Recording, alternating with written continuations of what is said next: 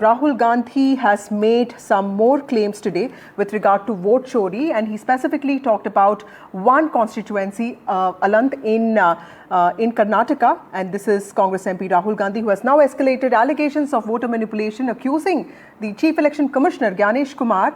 He has accused him of protecting vote thieves and claiming systematic deletion of opposition votes through a centralized software. He's also promised to reveal further documentary evidence soon, pointing to the 2023 Alant Assembly case as a precedent where attempts at voter deletion also led to an FIR. Now, the BJP was quick to counter all these charges, saying that Rahul's allegations are basically standing with the party standing with infiltrators first. They have also accused him of trying to discredit the Election Commission of India and also India's democracy. We also accessed Karnataka CID letters repeatedly seeking OTP trail details to investigate voter deletions. But remember, this is a constituency that Congress won in 2023. So the BJP is asking the Congress party, why are you raising these allegations if you won the seat? So how is this going to play out politically? Before I get in my guests, let's take a look at some reactions. The filing was done automatically using software. We will show you that. Mobile numbers from outside Karnataka, from different states, and you can see on the map, from different states were used to delete numbers in Alant. And it was done targeting Congress voters. So this was not random. We will show you again that these deletions were specifically targeting booths where the Congress party was winning. अभी ये राहुल बाबा यात्रा कर गए ना भाई। यात्रा का विषय क्या था उनका बताओ तो जरा। अरे यार, वोट चोरी नहीं था। यात्रा का विषय था जो बांग्लादेश से घुसपैठिए आए हैं उनको बचाने का विषय था। यहां इतने सारे लोग हैं, आप किसी का वोट कटा है क्या? अरे जोर से बोलो, कटा है क्या? ये राहुल गांधी की यात्रा घुसपैठिया बचाओ यात्रा थी। Smita Prakash, editor of ANI, joins us now. Charu Pragya of the BJP, Saral Patel of the Congress party also joining us. Thank you all of you for being part of this broadcast. Let me get in the expert first. Smita Prakash, politics is so much a battle of narratives and perception. Today, when you look at the BJP's reactions, the BJP press conference, and more importantly, Rahul Gandhi's press conference, who do you think won the war of narratives?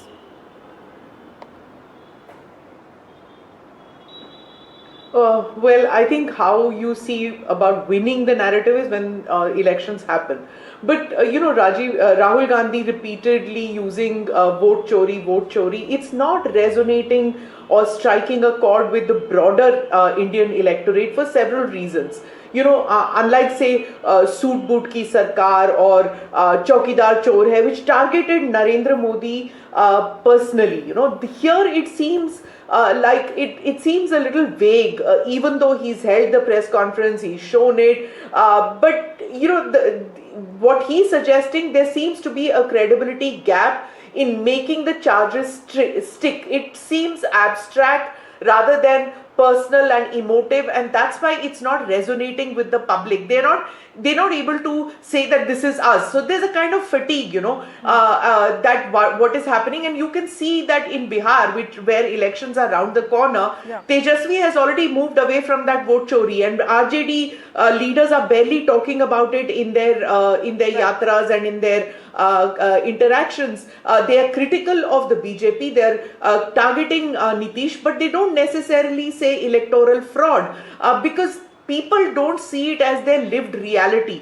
They're more concerned about jobs, prices, welfare. So while he is seeming I'm purely talking in terms of optics right now, Vasudha. Right. So while he's seeming very enthusiastic in making these PowerPoint presentations, it needs ground level mobilization, for and repeated amplification, which is not happening by the Congress in the states at all, not even in Karnataka. Today, he spoke about Aland, and you saw that even in Karnataka, that was 2 years ago. In Karnataka, where is it? It's the rhetoric is only coming in from Delhi. The grievance is not voiced in either the villages that he mentions or the towns of Maharashtra or Karnataka. Right. Saral Patel, why aren't people in Karnataka protesting more against this? Because it's an important point that Smita raises. While we know and understand this is an important issue, it's a matter of principles. Not even one vote needs to be should be stolen in this country. But will this issue remain a niche issue and not really percolate to people, not resonate with people? Is that something that you are worried about? Vasudha, after watching the reaction of the BJP, the ECI, and now Smita Prakashji, listening to Smita Prakashji here, to Rahulji's press conference, it feels like we are all watching a Bunty Bubbly unfold on our screens. You know, fraud after fraud, cover-ups after cover-ups. Except here, the con is not on cinema, it is on the voter list, and the audience being cheated is not the moviegoers, but the people of India and the Republic itself. So let me explain quickly. Imagine tomorrow your bank calls you and says, Vasudha, you have issued a check worth 50 lakh rupees to Saral Patel. You check it and say, no, that's not my signature, that's not my check. I never wrote such a check. Who is guilty here? Not you, not me. The guilty is the fraudster who forged the check. And what is the bank's duty? To release every single detail, the CCTV footage, the branch records, the teller logs, so that the fraudster can be caught. But when it comes to vote theft, the ECI does the opposite. Karnataka CID wrote 18 letters in 18 months asking for IP logs, OTP trails, and authentication data. ECI gave them nothing. Instead of catching the fraudsters, they are protecting them. Instead of opening the doors to truth, they are slamming them shut. This is not a clerical error. This is a criminal cover-up. This is not the negligence. This is complicity. Like Smita pointed out about Let me just make a last point before I answer your question. And if the election commission truly wants to restore the faith of people in the election process itself, then the answer is simple. Release all the details within 7 days to deeply personalized, CID. right? If you want to attack the election commission, it could be done in ways that are not really personalized. Let me get in Charu Pragya here, then I'll come back to you. Charu Pragya, yes. You wanted to say something. You're on mute. Okay, my apologies. I was talking away on mute, but all the better for Mr. Patel. Good evening, everyone. Lovely to see you, Vasudha and Smitaji and Mr. Patel. Mr. Patel, your analogies are so funny. I am really enjoying them. But let me give you one of my own. Let me begin by saying that Mr. Saral Patel snatched my purse out of my hands, ran away with it, stole my money, misused my credit cards. I am saying this and I go around screaming to the entire world, why isn't the police catching him? He's taken my purse, he's taken my money, he's stolen my credit cards. That's it. This is exactly what Rahul Gandhi is doing without bothering to file a formal complaint. Like no police would take action against Saral Patel without filing a formal complaint. No authority in the world will take any action against any of the allegations levied by Rahul Gandhi. And I don't understand why doesn't he grow up, and I do not understand why everybody else in the Congress wants to prop up his fake narrative. This is going exactly the way Chaukidar Chor Hai went. Exactly the same. Let me backtrack a little bit. I'm not done speaking yet. Yes. Thank you. Finish. I'm going to backtrack. So, Vasudha, let's go back to the last press conference which Rahul Gandhi took. In that also, he waved around some papers, he took some names. Do you realize that every single name taken by Rahul Gandhi as proof was rubbished with proof by the Election Commission?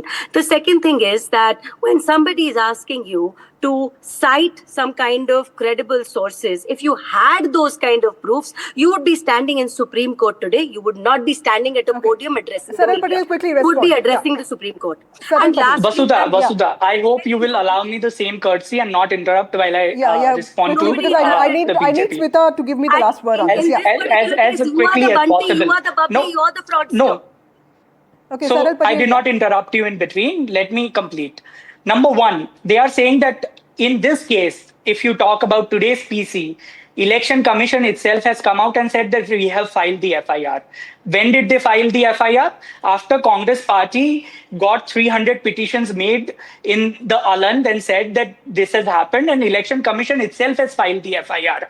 So when the Election Commission itself agrees that there is the fraud happening and has filed the FIR, then what is the problem that they have in releasing the details which will aid the investigation and catch the fraudsters? This is a clear-cut case of Election Commission and Mr. Gyanesh Gupta protecting the fraudsters and acting like the gatekeepers of the fraudsters. Okay. Smita Prakash, there are three things I did find different in this PC. One, of course, he tried to give a human face to it because he also brought in people to say that I deleted votes, I didn't delete votes, so in some ways he did that. And of course, the app, the tech part of it, what really was not clear for you? Because of course, this has raised many questions. Also, the fact that we were all expecting the hydrogen bomb and this came out, was that something that the Congress needs to look into?